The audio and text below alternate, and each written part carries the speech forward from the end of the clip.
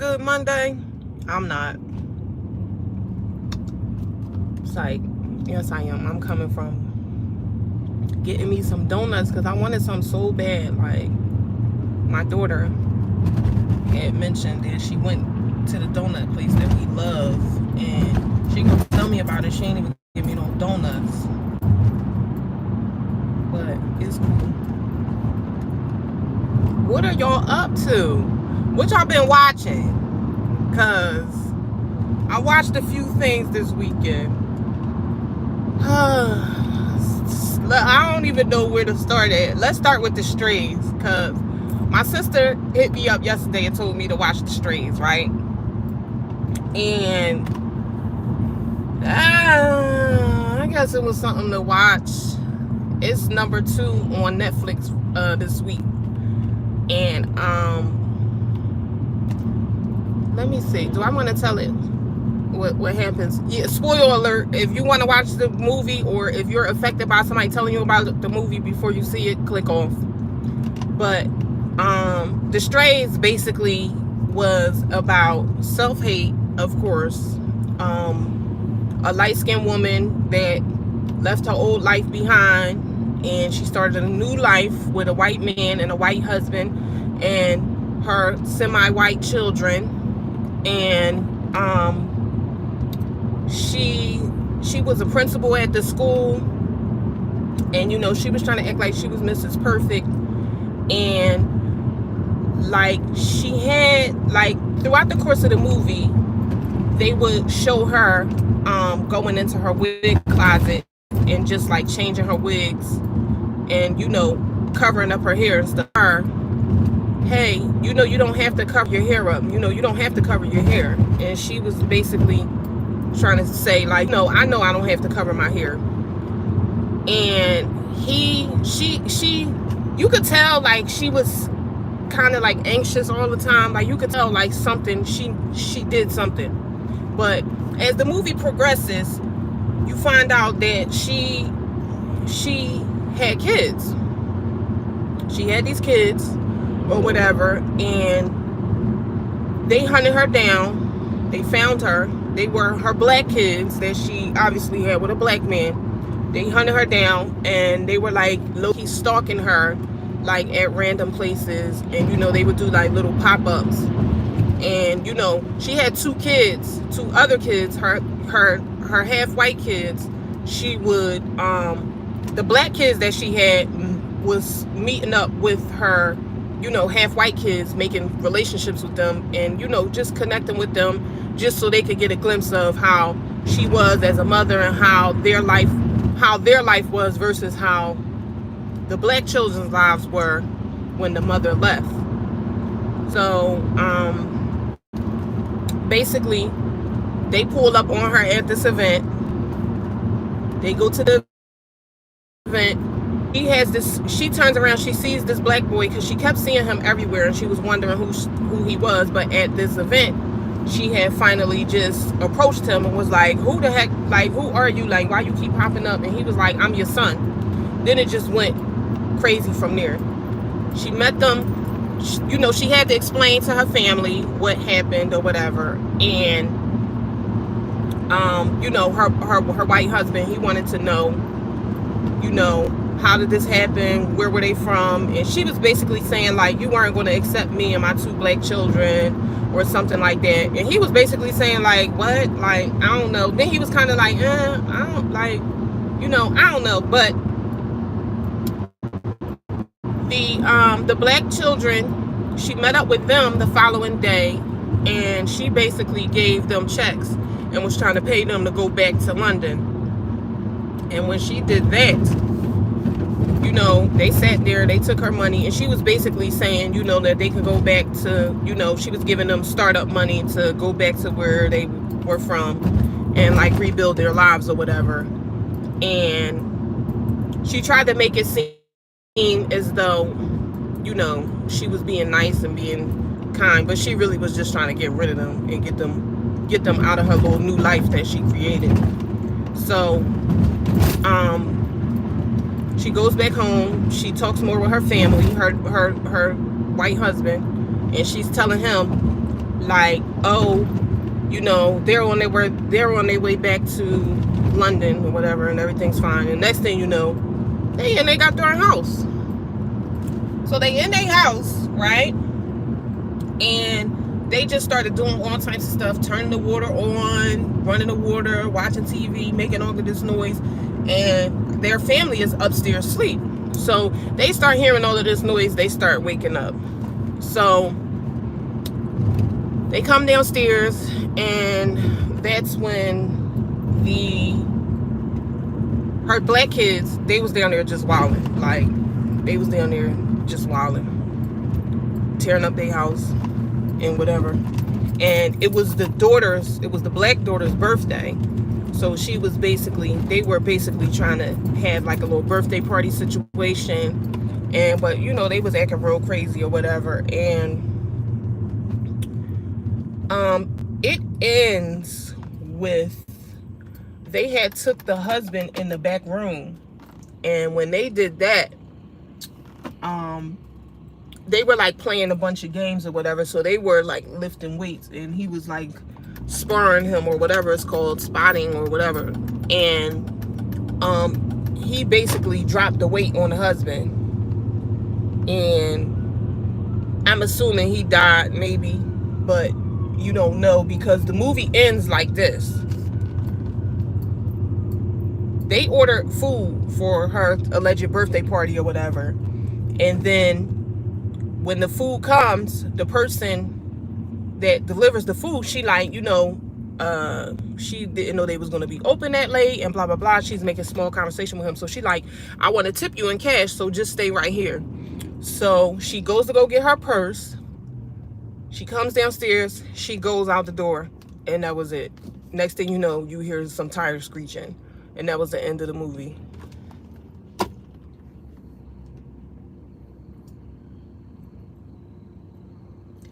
My sister set me up.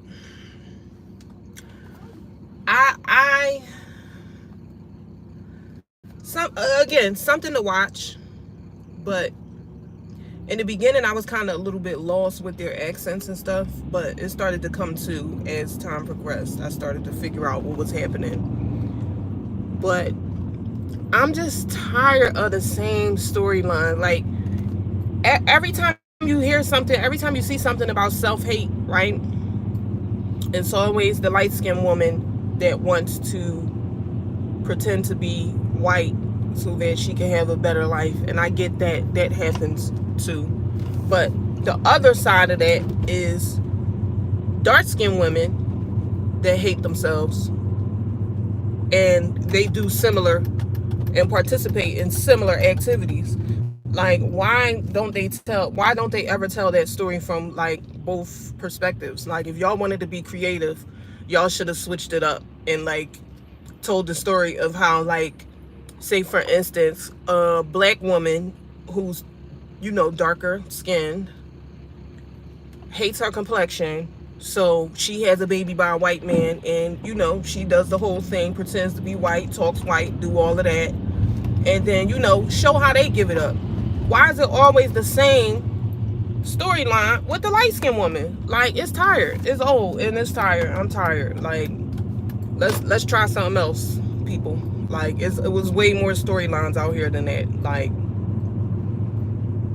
and with light-skinned women, right,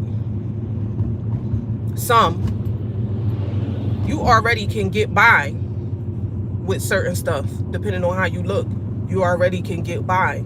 So it's more common for darker complected women, and that's no shade. It's more common for darker complected women to have self-hate issues. It is. Like, and I hate to say it, but black women will hate themselves or whatever the problem is so much that they'll hate a light-skinned woman that they don't even know, just strictly off her skin tone. She ain't messing with her. Like, and that's the God honest truth. Like, I've had that experience on so many occasions, like throughout my life, and just other people that I know, and just seeing different experiences in movies and, you know, in life in general, where people make it seem like, oh, light-skinned women have this and they have that, and, you know, things are easier for them. But There's no light-skinned women on the top of anything. Like, they're not on the top of anything. Like, who's the richest black woman? And like, who's the richest black woman? It's not a light-skinned woman. Like, I don't know where all of this, oh, they have it, whatever, because there's dark-skinned women that still get to their goal. Dark-skinned women still get to wherever it is that they're trying to get to. So I feel like whether you light or dark, you cute or ugly, whatever you're focusing on and whatever you're zeroing in on is going to happen, regardless to your skin tone. Now, the road might be rough on how you get there, but that don't necessarily mean that somebody else's isn't. Like, people think it's sweet for, you know, light-skinned people, and they think that we get treated better, but at the end of the day, for real, they see light-skinned people. They see a black person still. Like, they still see a black person. Like, and I guess people don't know that because, you know, you can only have the experience that your skin tone allows you to have. But yeah, light-skinned women get racially profiled and get, you know, treated poorly too. It's all in how you respond to it, and it's all in how you can't let those types of things get embedded in you and make you think that you're less than. Because I feel like, for real, that's a personal thing. Like, it's getting old. Like, the whole black and I'm hurting and people treating me like this. Start treating yourself better. Like, it's getting old. That storyline is, I'm to be honest, I'm tired. Like, it's getting old. It's black people out here doing stuff. So the whole, it's because I'm black, you might could have got away with it. Like, back in the day. That, no, it's old. Stop pointing the finger at you not applying, you know, at everything but you not applying yourself and putting yourself out there to get where you're trying to go at. Because everybody think that everything is just supposed to be handed to them. And it's easy for you to say, oh, it's because of the color of my skin, when something just flat out may not be for you. Like, hey, hi, something just may not be for you. Like, that may be, like, if you get declined for something, 9 times out of 10 the thing is not for you. So why be so bent out of shape, or why just try to attach it to your skin color? Because you're not really doing nothing but attacking yourself.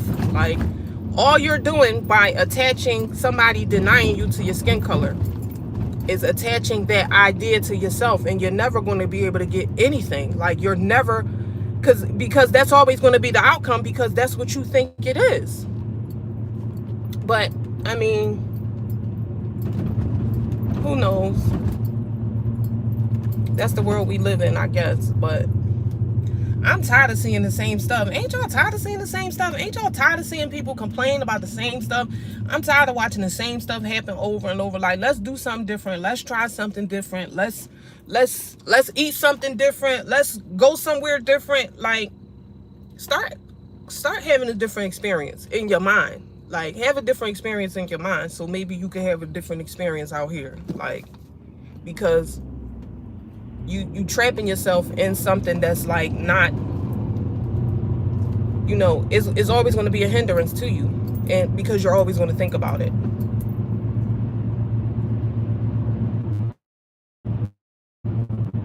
And me, I came from a family that both my parents is dark skinned. Both my parents is brown, and my sister is brown. So I was the only light person. So I was the one that people was like, oh, you the mailman baby, oh, you the such and such, and who baby is that? And like, yeah, I was that kid. Like, the things that people did and said, like, for me, I had already trained myself not to listen to what other people had to say about me at a very, very, very young age, because the things that people would say And not only just adults, but children that were my age too. The horrible things that they would say because I was like light and my family was dark. It's like, oh, you adopted, you need to go find your real family. Like, people would say things that was just horrendous. But it was just like, whatever, I ain't listening to y'all. I don't care if they is my real family or not. They take care of me like a mug. So I'm good. Like, oh, they not my real family. Oh well. Too bad. It never had an effect on me because I knew as a kid, like, the things that these people say out here don't define me. Like, y'all can't define who I am as a person, no matter what you think about me. That's just like when people be like, yo, like when people say, like, oh, you ghetto, or you so hood. And people say that, like, as if you're supposed to get offended. I'm not offended by that. When people say that, what do I hear? What that translates to me is, oh, so you think I'm hood and you think I'm ghetto, so I hope you also think that you should think twice before you try something on me because I'm going up top. Like, how about that? Like, I don't care what nobody, like, oh, you ghetto. So, like, oh, you hood. So, like, I'm from the hood. Like, what, like, I've been in the, like, I'm from the hood. Like, you can't hurt me with that. That ain't gonna hurt my feelings. You gotta come a little bit harder than that. That's corny. Like, people be really thinking that they could really hurt you with their words. That's why you gotta nip that listening in the bud. Like, I don't listen to nobody. Never have, never will. Like, and somebody that'll tell you this firsthand is my parents. I've been like that since I was a very, very, very young lad and a young whippersnapper, honey. I don't listen to nobody. And I advise y'all to do the same. Because they're listening to people had you turning around on your goals, had you switching up your ideas, had you doing all of this stuff and creating more obstacles in your life when you already knew what you wanted to do and how you was going to do it. You already had that mapped out in your mind, but then you start letting other people outside in, and then they mess everything you got going on up. Like, nah, y'all, it got to be a better way. Let's start having a new idea. Have a new idea about life. Because the one we got, it ain't working. How is it serving us? It's not serving us at all. Like, it's not. And I'm tired. I'm tired of it just being my people crying. Like, how about we do try what Dr. Martin Luther King said? Like, how about we do turn the other cheek? Because I'm tired. That's what I do. Like, when somebody is racially profiling me, I'm going to turn the other cheek. And I'm going to laugh at you, too, on top of that. So, if you think you hurting me, like, I was at McDonald's one time, and this man jumped in front of me, and then he called me a nigga. I'm like, you the nigga. You the one out here acting a fool. Like, you're not hurting me. Like, he was surprised that I turned around and called him a nigga. And then, like, it was some people behind me, and they had jumped out the car, too. And I'm like, oh, no, y'all ain't got to help me with him. Because I was thinking to myself, if he walk up to my car, I'm going to mace him, and I'm going to beat him half to death with this pipe under my seat. So I'm not even worried about it. Like, I don't need nobody help me. But it didn't escalate that far. But yeah, come up with a new idea. Racism, for me, I'm not gonna say that it doesn't exist, but it don't exist in my world, because y'all all can go to hell. I don't care who don't like me. I'm not here for y'all to like me. I'm not trying to force me down y'all throat. If y'all don't bang with me, I don't bang with you. Have a blessed day. Have a good one. I don't know what to tell you, but you hating me ain't got nothing to do with me. Where they do that at? But